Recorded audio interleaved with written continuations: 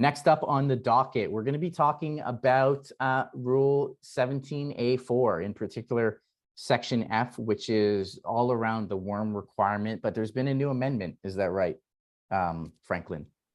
Yeah, I would say the funny thing with rules, the worm standard is that most people may not appreciate, but it was created in 97.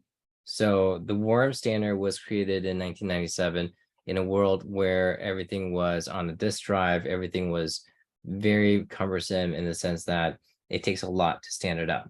So the comparable cost is if I was going into that old standard, I'm going to spend actually about $10 million to stand up 1.2 every single year to maintain that.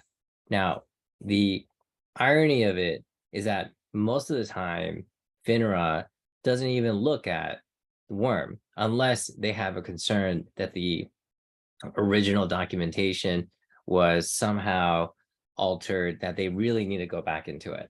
So you're spending about 1.2 million a year on maintenance over a legacy system where it's really just a snapshot of the original in time, when in reality, the business, the broker-dealer, the advisory firm, the wealth management firm, whatever you want to call it, they're essentially going into other more business retention systems, call it that, and updating a lot of information. It could be the CRM. And I think that's where naturally we fit into the conversation around that CRM aspect.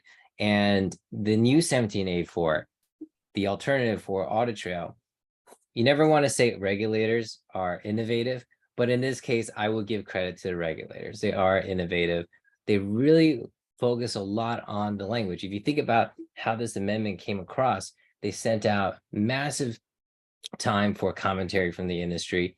Everyone got back to them, and they really were careful in their choice of words to say, this is really meant to adjust for whatever standard, because it's meant to be a Audit Trail alternative to worm, which, by the way, lower cost. So like I mentioned, you're on worm, you're spending as a large broker dealer, 10 million upfront, 1.2 every year for maintenance. On an Audit Trail for like FutureVault, what I've seen you guys do, a broker dealer can easily say, well, I'm going to go to 1.2 million stand-up cost and 120 to 250K a year in maintenance. That's a huge 9 million plus in savings in a world where, kind of like a trailer, in a world where you do need savings that we're entering into. Like, this is not only welcomed, but this is, I think, the new standard going forward. And many firms may not be aware of that, because honestly, worm is something that's always been in place. As I mentioned, since 97.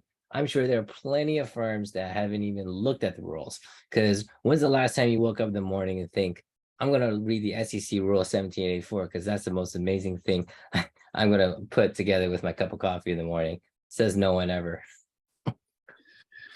Yeah, I mean, I would also just chime in there quickly too, that kind of historical perspective of the worm rules and the on-prem legacy platforms. And as we move to a cloud environment with a lot of firms moving to the cloud, that's all great. It reduces your cost and your infrastructure costs.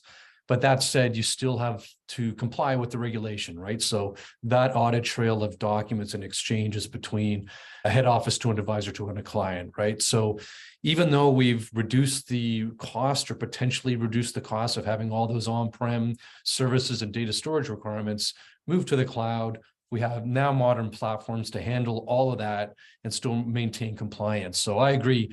The SEC has been very accommodating, very innovative. They're trying to react to the changes in technology, and you want to have a platform that can also move lockstep with the regulation as it changes.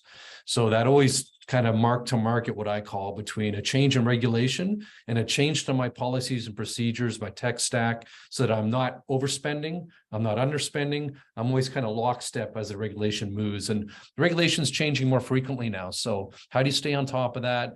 How do you change with regulation that has to ripple through the organization? How do you know that all of your staff have read the new policy and procedure? How do you know that the staff are following that new policy or procedure?